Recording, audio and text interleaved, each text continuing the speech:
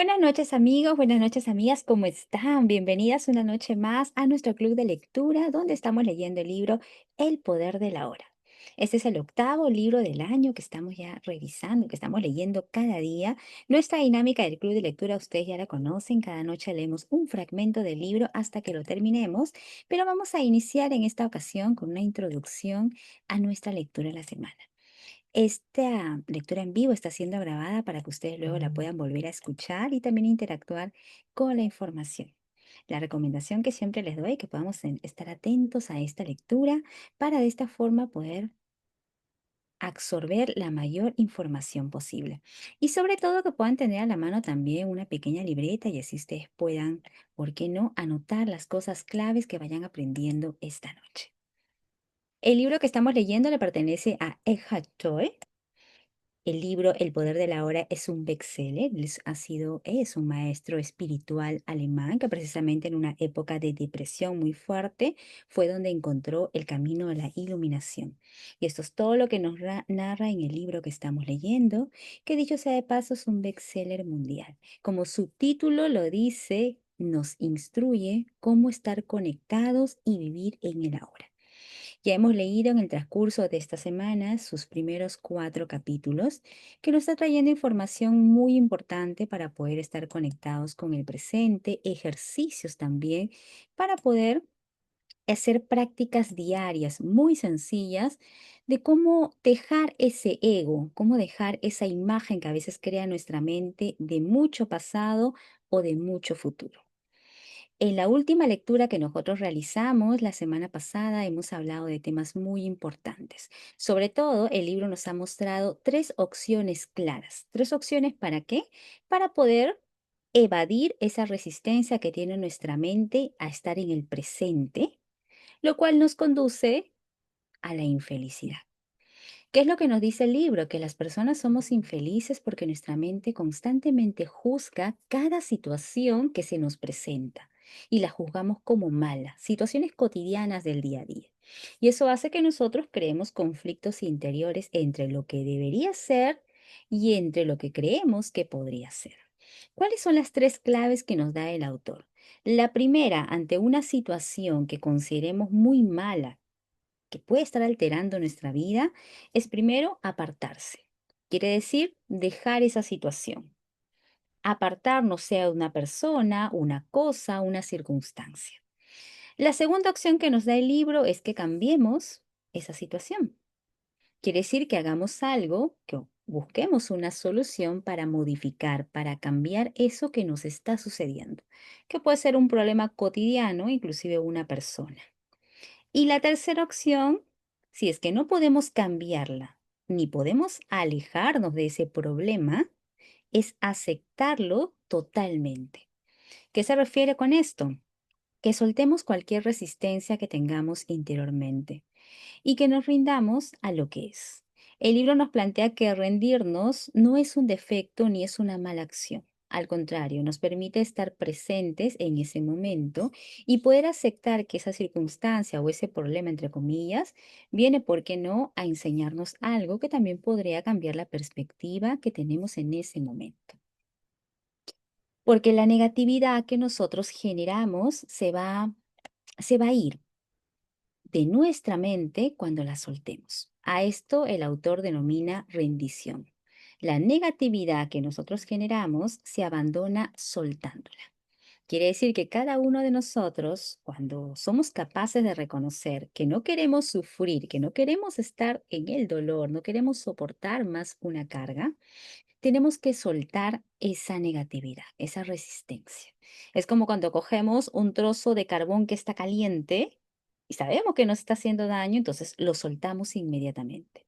De la misma forma, el autor nos sugiere que hagamos con la negatividad, que nos animemos a abandonarla, a soltarla.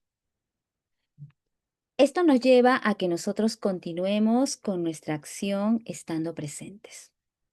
Al estar plenamente presentes, con resentimientos, con miedos, con emociones diversas, sin juzgarlas y sin analizarlas. Cuando no las juzgamos y simplemente las observamos, cortamos el vínculo que existe entre la emoción que se genera y el pensamiento que vuela en nuestra cabeza. Ya hemos hablado mucho de esto. Es importante que observemos cómo nuestra mente está hablando y cómo la sensación surge en nuestro cuerpo. Solamente observar. Al observar, seguimos estando anclados en el presente y cortamos el vínculo. Así disolvemos esa opción de que nuestra mente se vaya al pasado o se vaya al futuro, lo cual genera también miedo. Justo en base a esto y en base también a los ejercicios que nos ha ido dando el libro, hay una recomendación, un ejercicio clave, que ahora se los voy a compartir también, que les recomiendo que podamos practicar para ir desarrollando esa acción de presencia que necesitamos en nuestra vida. El ejercicio se llama el observador silencioso y esto se hace referencia a que tú no eres tu mente. Lo primero, y es un ejercicio muy fácil que podemos aplicar desde mañana mismo. En su celular, activen 5 alarmas en cualquier horario. Pueden ser 2 en la mañana, 2 en la tarde y 1 en la noche. Horarios obviamente distantes, de manera aleatoria. Cada vez que suene esa alarma, ustedes se van a detener unos segundos y se van a preguntar en silencio, ¿qué pensamiento tengo ahora? ¿Qué pensamiento tengo ahora? Y ojo, no es para que se pongan a analizar el pensamiento, simplemente para que lo observen. En estos momentos me siento un poco adolorida, en estos momentos tengo un poco de ansiedad, en estos momentos observo que estoy preocupada, en estos momentos observo que tengo premura por hacer algo. Entonces, observen ese pensamiento sin juzgarlos. Y mentalmente van a decir, este es un pensamiento de preocupación.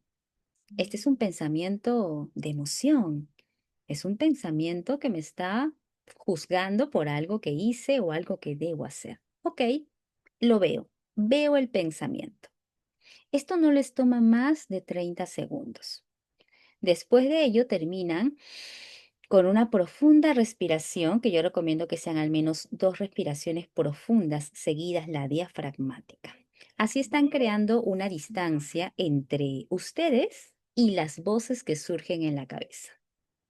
5 veces al día la alarma es muy poco, porque recuerden que nuestro pensamiento lanza mensajes cada segundo. Nuestra mente no deja de actuar ni siquiera cuando dormimos. Entonces, este ejercicio hace que nosotros vayamos entrenando ese acto de parar, estar presentes, no juzgar y simplemente observar. Porque recuerden que el que observa no puede ser observado.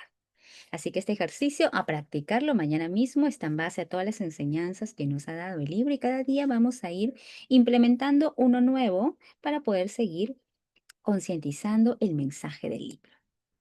Y ahora vamos a ir directamente a nuestra lectura del libro. Estamos en el capítulo 5 del libro El poder de la hora. Yo voy a proyectar el libro virtual, como siempre les recomiendo que ustedes puedan tener, si es mucho mejor todavía, el libro en físico, para que ahí puedan hacer sus anotaciones, puedan inclusive señalar palabras nuevas. Recuerden que la lectura nos conduce a poder ampliar nuestro vocabulario, que es uno de los mejores beneficios que tiene también una lectura. Voy a hacer la lectura en voz alta y de manera muy pausada. Esto va a permitir que nosotros podamos, y también por favor, que nosotros podamos tener el tiempo suficiente para entender quizás algún concepto nuevo. El libro tiene una dinámica de pregunta-respuesta. El autor lo ha escrito de esta manera, en base a preguntas, en base a testimonios, a interrogantes que le han hecho varios de sus mentorados o de repente personas que han asistido a algunos de sus charlas, sus eventos, sus talleres. Y luego hay una respuesta que el autor ha prometido es casi fidedigna a la que él dio en su momento. Estamos en el capítulo 5 que se titula El estado de presencia. Recuerden que en el chat pueden escribir también, chicas, sus consultas y al cierre de esta lectura en vivo hacemos un pequeño conversatorio para poder discutir algunos temas que hoy día vayamos a aprender de esta lectura. No es lo que usted cree que es. Le plantean al autor. Usted habla continuamente del estado de presencia como la clave. Creo que lo entiendo intelectualmente, pero no sé si lo he experimentado verdaderamente alguna vez. Me pregunto, ¿es lo que pienso que es? ¿O es algo completamente diferente? ¿Es lo que pienso que es? ¿O es algo completamente diferente? La respuesta del autor es, no es lo que usted piensa que es. No es lo que usted piensa que es. Usted no puede pensar en la presencia y la mente no puede comprenderla. Comprender la presencia es estar presente. Intente un pequeño experimento. Cierre los ojos y dígase a sí mismo. Me pregunto cuál va a ser mi próximo pensamiento. Voy a repetir esta parte. Intente un pequeño experimento y aprovechemos hacerlo ahora en casa para ver qué responde nuestro cuerpo, nuestra emoción. Cierre ¿Ves? los ojos y dígase Es tu así. cumpleaños. Me pregunto, ¿cuál va a ser mi próximo pensamiento?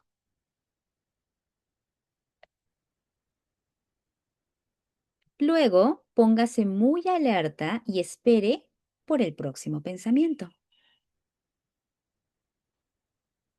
Compórtese como un gato, observando la guarida de un ratón.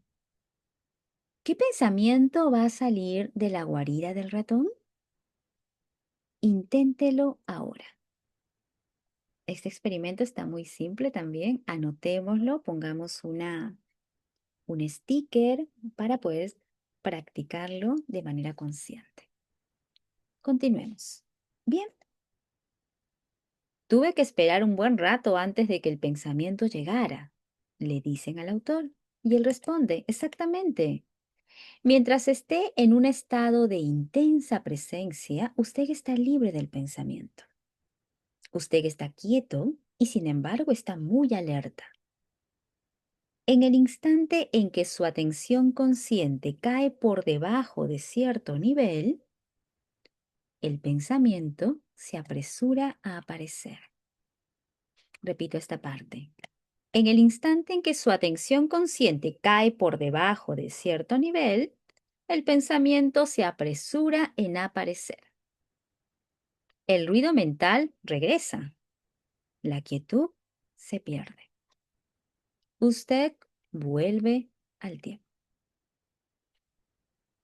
Para probar su grado de presencia, se sabe que algunos maestros de Zen se acercan sigilosamente a sus estudiantes desde atrás y los golpeaban súbitamente con un bastón.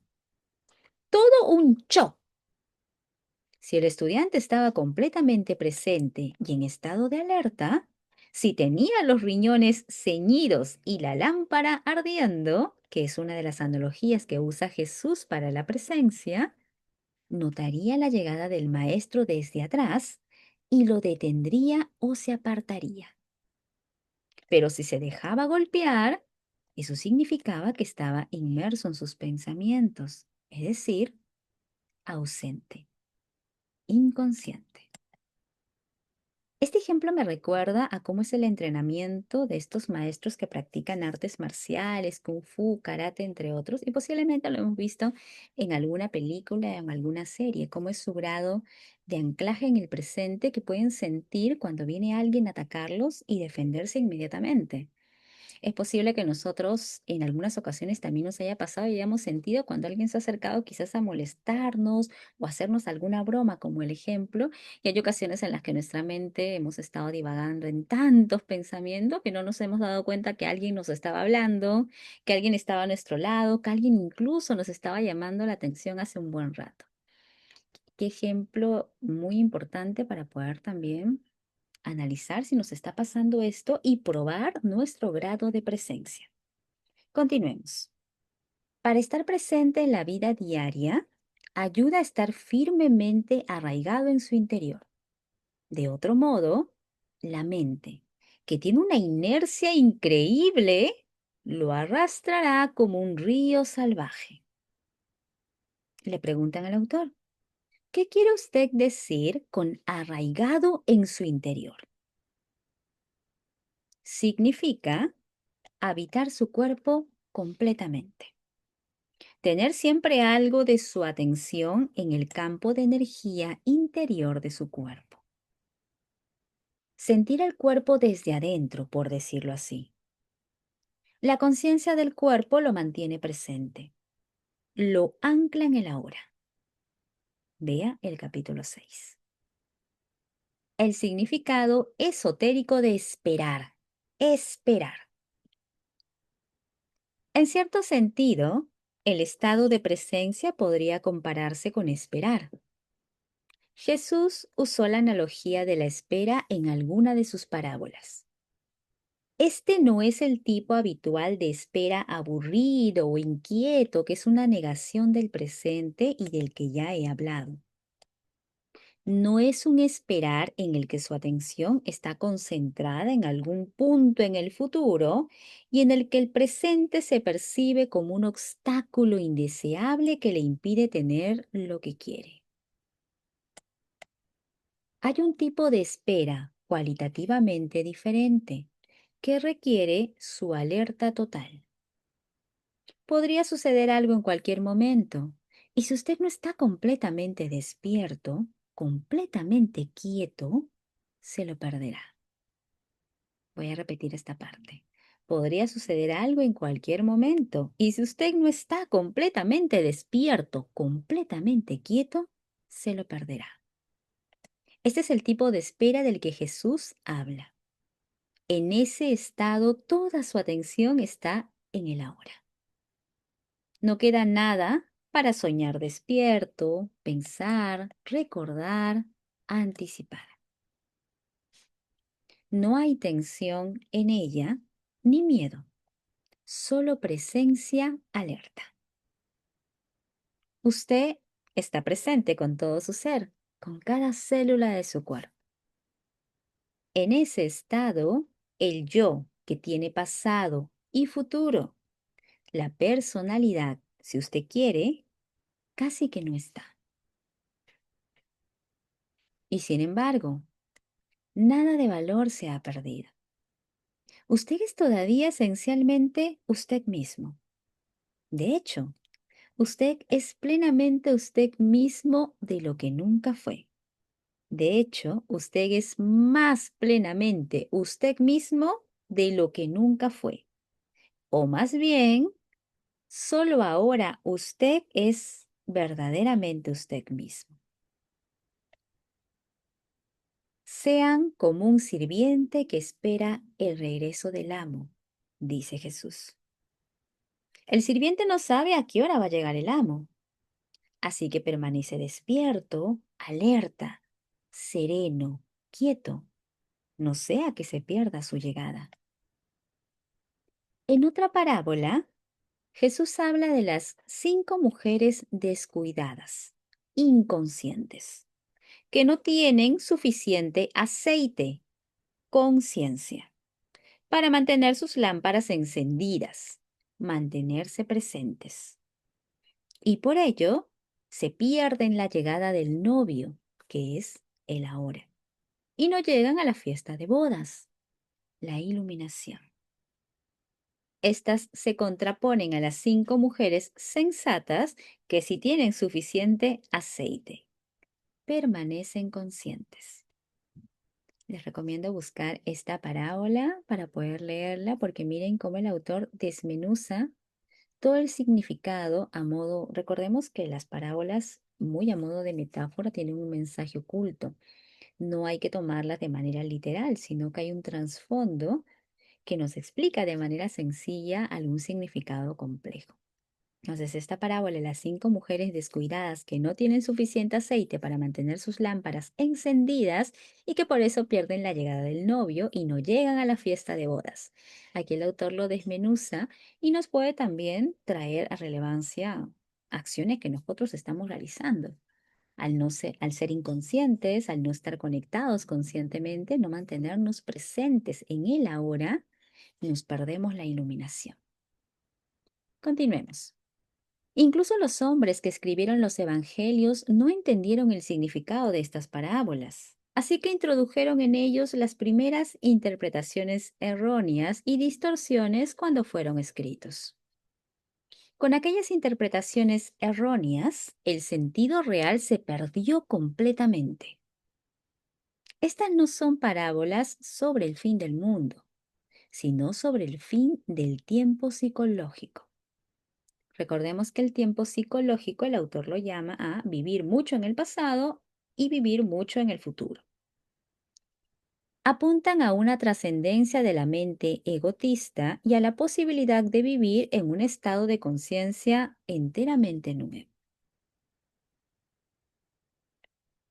En la quietud de su presencia surge la belleza, le dicen al autor. Lo que usted acaba de describir es algo que experimento ocasionalmente durante breves momentos cuando estoy solo y rodeado por la naturaleza. El autor responde sí. Los maestros del Zen utilizan la palabra satori para describir un relámpago de comprensión, un momento de no mente y de presencia total. Aunque el satori no es una transformación duradera, siéntase agradecido cuando llegue, porque le da a probar la iluminación.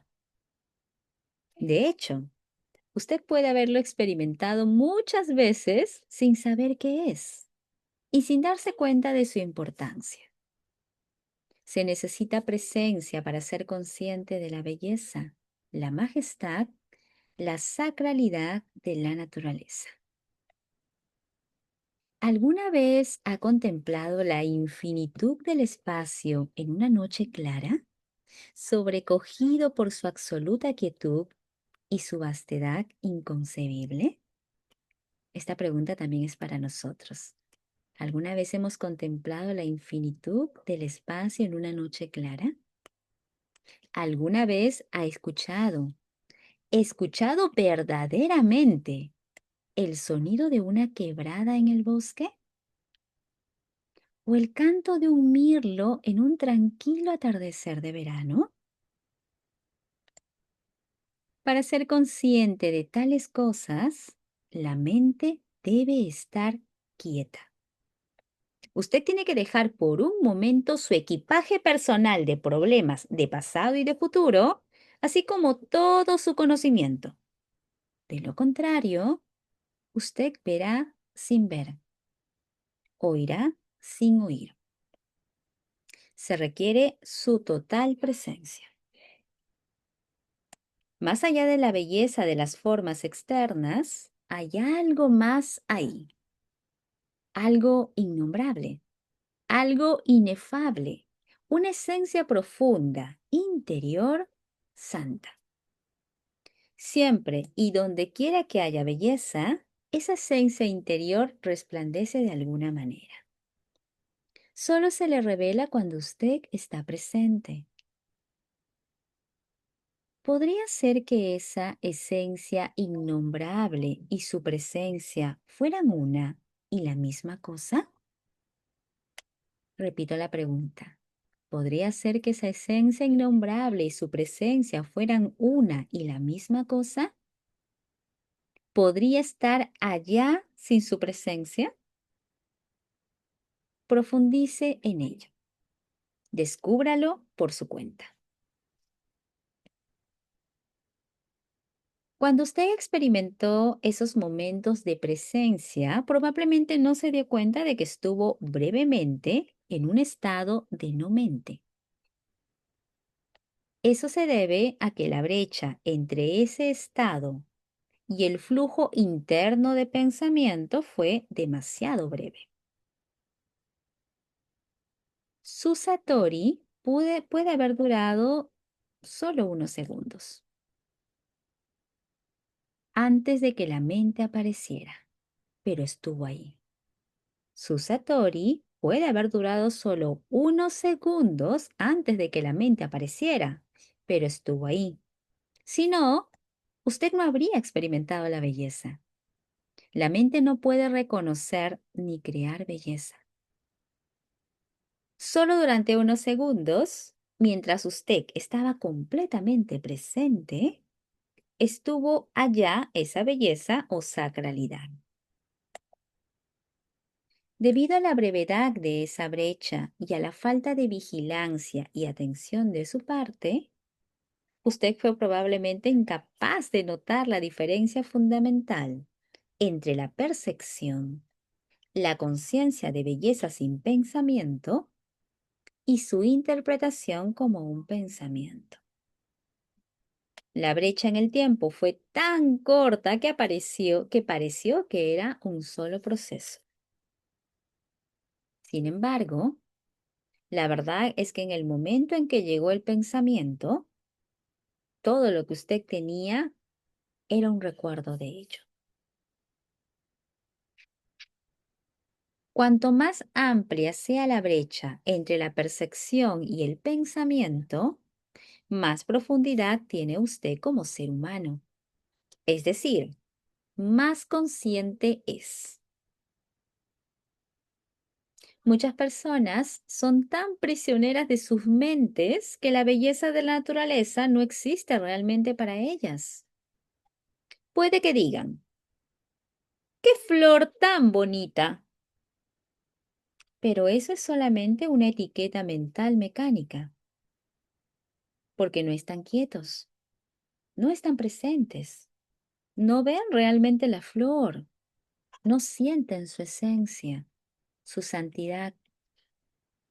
Lo mismo que no se conocen a sí mismos, no sienten su propia esencia, su santidad.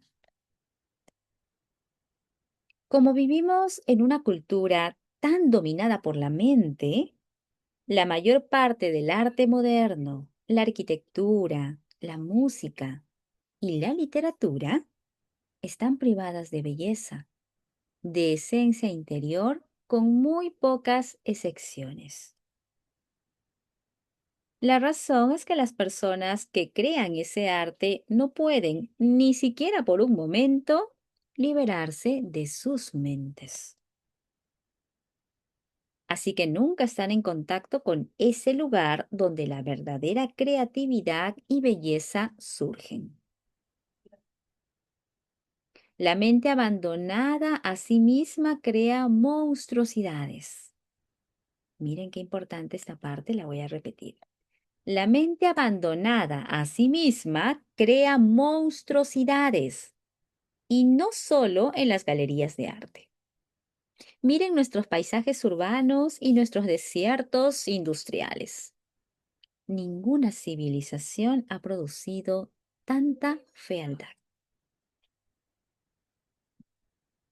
Realizar la conciencia pura. ¿La presencia es lo mismo que el ser?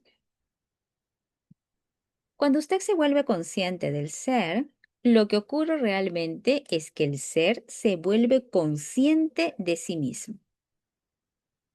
Cuando el ser se vuelve consciente de sí mismo, eso es presencia. Cuando el ser se vuelve consciente de sí mismo. Puesto que ser, conciencia y vida son sinónimos. Ser, conciencia y vida son sinónimos. Podríamos decir que presencia significa la conciencia, dándose cuenta de sí misma, o la vida alcanzando la autoconciencia. Pero no se quede aferrado a las palabras y no haga un esfuerzo para entender esto. No necesita entender nada antes de que pueda volverse presente, le dicen al autor. Entiendo lo que usted acaba de decir, pero parece implicar que el ser, la última realidad trascendente, no está todavía completa, que está experimentando un proceso de desarrollo.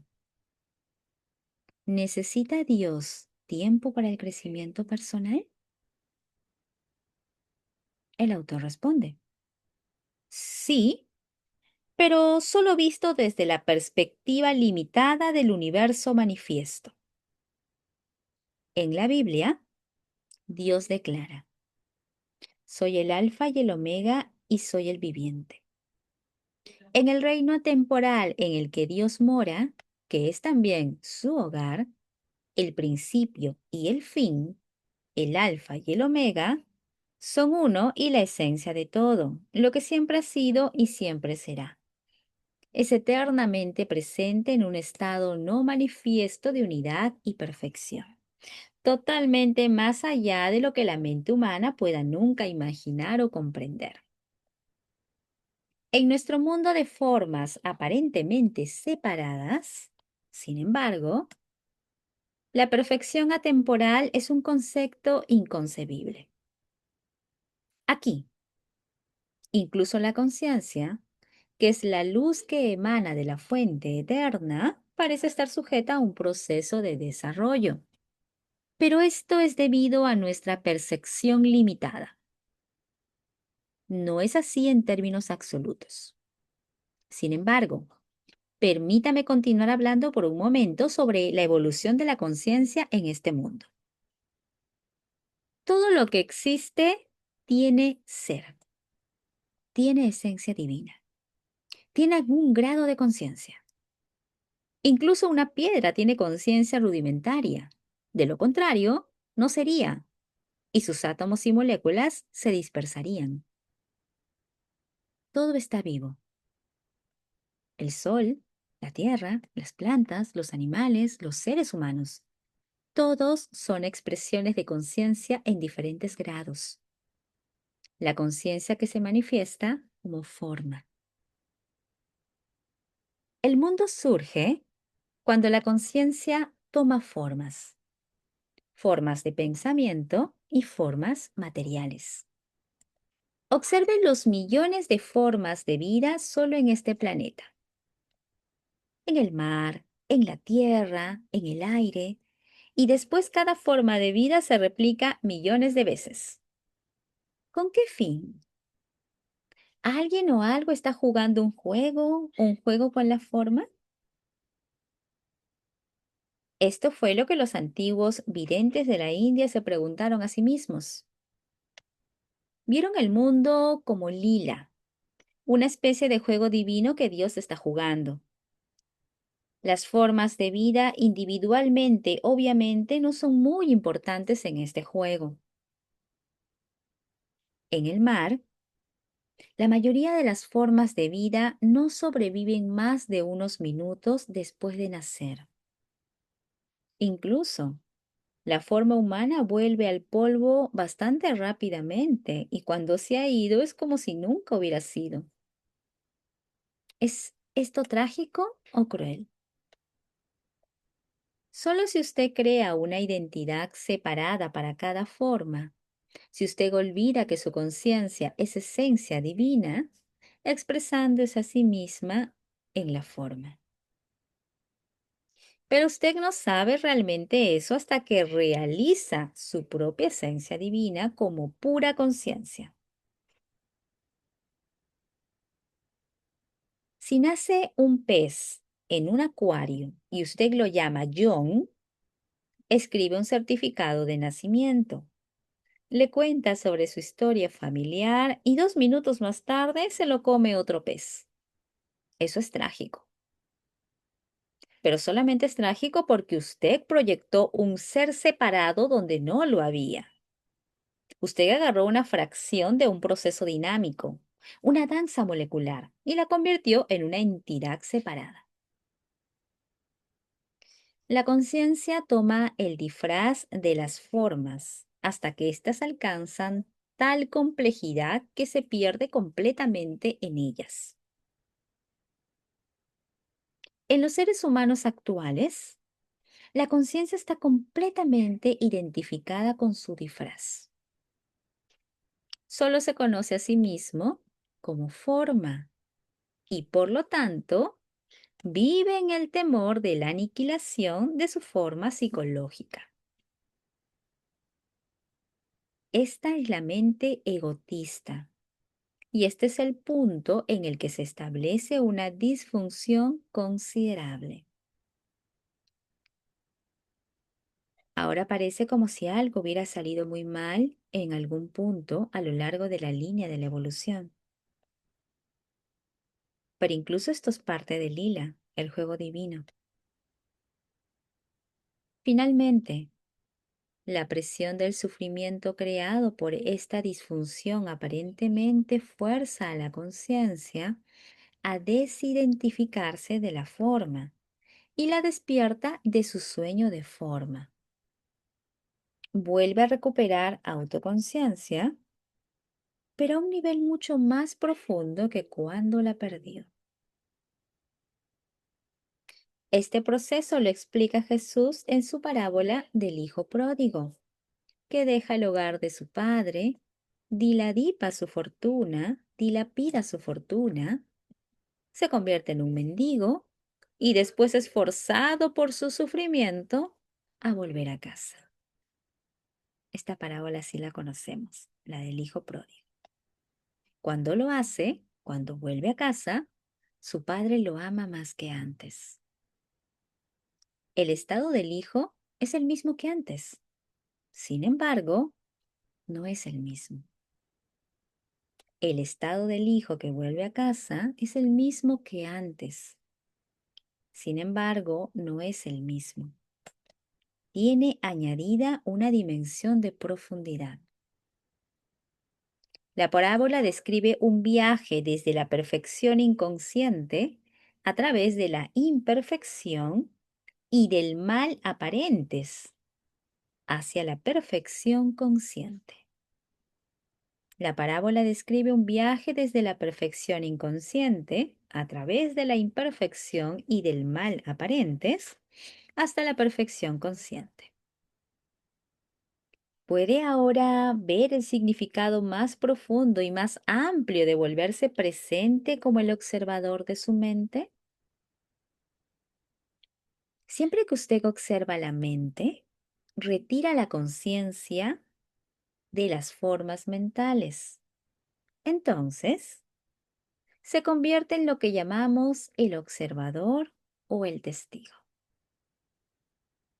En consecuencia, el observador, pura conciencia más allá de la forma, se vuelve más fuerte y las formaciones mentales se vuelven más débiles. Cuando hablamos de observar la mente, estamos personalizando un evento que es de significación cósmica. A través de usted, la conciencia está despertando de su sueño de identificación con la forma y retirándose de ella.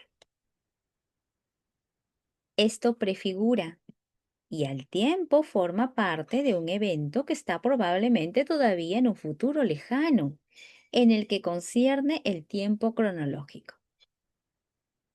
El evento es llamado el fin del mundo. Cuando la conciencia se libera de su identificación con las formas físicas y mentales, se vuelve lo que podemos llamar conciencia pura o iluminada, o presencia. Esto ha ocurrido ya en algunos individuos y parece destinado a ocurrir pronto en una escala mucho mayor, aunque no hay garantía absoluta de que ocurrirá. La mayoría de los seres humanos están todavía en las garras del modo egótico de conciencia, quiere decir, identificados con su mente y dominados por ella. Si no se liberan de su mente a tiempo, serán destruidos por ella. Experimentarán confusión, conflicto, violencia, enfermedad, desesperación y locura cada vez mayores. La mente egotista se ha vuelto como un barco que se hunde. Si usted no lo abandona, se hundirá con él. La mente egotista colectiva es la entidad más peligrosamente demente y destructiva que jamás habitó este planeta. ¿Qué cree que pasará en este planeta si la conciencia humana no cambia? ¿Qué cree que pasará en este planeta si la conciencia humana no cambia? Para la mayoría de los humanos, el único respiro de sus mentes que encuentran ya es pasar ocasionalmente a un nivel de conciencia por debajo del pensamiento. Todo el mundo lo alcanza todas las noches durante el sueño. Pero también ocurre hasta cierto punto a través del sexo, alcohol y drogas que suprimen la actividad mental excesiva.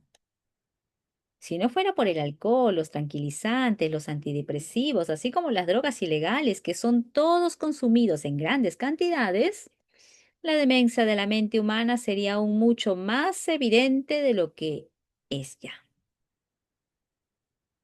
Creo que si fuera privada de sus drogas, una gran parte de la población se convertiría en un peligro para ella misma y para los demás. Estas drogas, por supuesto, simplemente mantienen atascadas a las personas en la disfunción. Su uso extendido solo dilata la quiebra de las viejas estructuras mentales y la emergencia de una conciencia más alta. Aunque los consumidores individuales pueden encontrar cierto alivio de la tortura diaria que les inflige su mente, la droga les impide generar suficiente presencia consciente para elevarse por encima del pensamiento y encontrar así la verdadera liberación. Volver a caer en un nivel de conciencia por debajo de la mente, que es el nivel de pensamiento de nuestros ancestros distantes y de los animales y las plantas, no es una opción para nosotros. No hay forma de dar marcha atrás. Si la raza humana ha de sobrevivir, tendrá que avanzar al siguiente nivel. La conciencia está evolucionando en todo el universo, en billones de formas. Así, incluso si no lo lográramos, no importaría en una escala cósmica. Nunca se pierde una ganancia en conciencia, así que simplemente se expresaría a través de alguna otra forma. Pero el mismo hecho de que yo esté hablando aquí y usted esté escuchando o leyendo esto es un signo claro de que la nueva conciencia está ganando terreno en el planeta. La nueva conciencia está ganando terreno en el planeta. Y hasta aquí nos vamos a quedar. La página 90 del libro virtual pertenece al capítulo 5. Mañana continuaremos con lo que corresponde a esta lectura. Hemos conocido hoy día muchos términos, muchas palabras, muchas frases nuevas. Yo les recomiendo que puedan volver a repasar esta lectura y puedan hacer notas claves. El texto ha estado con información nueva para nosotros, información muy nueva también. Entonces, es fundamental poder hacer una nueva lectura. He buscado que la lectura sea lenta, sin embargo, hay algunos términos que quizás pueden ser un poco complejos al inicio porque son términos y son frases y es un mensaje totalmente nuevo. Así que eso nos va a permitir también encontrar significados diferentes cada vez que leamos una nueva lectura. Hemos hablado en realidad en este inicio del capítulo 5 sobre el estado de presencia. ¿Qué nos dice el autor en este punto? Nos dice que el estado de presencia no se puede pensar o comprender intelectualmente. Lo resume como un estado de quietud total, de alerta máxima. Y aquí nos puso un ejemplo. Nos dio un experimento en el cual nosotros esperemos, paremos y esperemos a que llegue el próximo pensamiento. En el momento en que estamos totalmente presentes y alertas, nuestra mente se detiene. Probemos este experimento en casa, porque estar presente significa estar libre. Aunque sea un momento, esos pensamientos compulsivos que a veces vienen se pueden controlar y se puede generar mediante esta práctica de poder hacer este experimento por un tiempo. El libro también nos habla sobre el cuerpo, que es el ancla de la presencia diaria, que para mantener esta presencia en la vida diaria, en nuestro día a día cotidiano, y evitar que nuestra mente nos arrastre automáticamente, es necesario que estemos arraigados en nuestro interior. Esto significa que que brindemos nuestra atención a nuestro campo de energía interior. Como lo menciona el texto, sentir el cuerpo desde adentro. La conciencia corporal nos ancla en el ahora. Y aquí los invito a que podamos practicar un poco más de ejercicios de mindfulness, que ya lo hemos hecho anteriormente, o de meditación.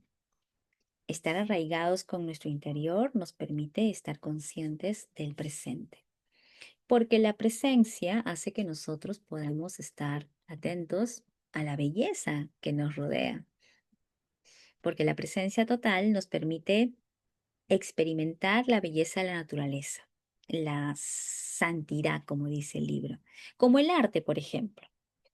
La mente automáticamente nos manda frases como etiquetas y juicios. Ay, qué bonita flor, ay, qué bonito cielo, ay, qué lindo día.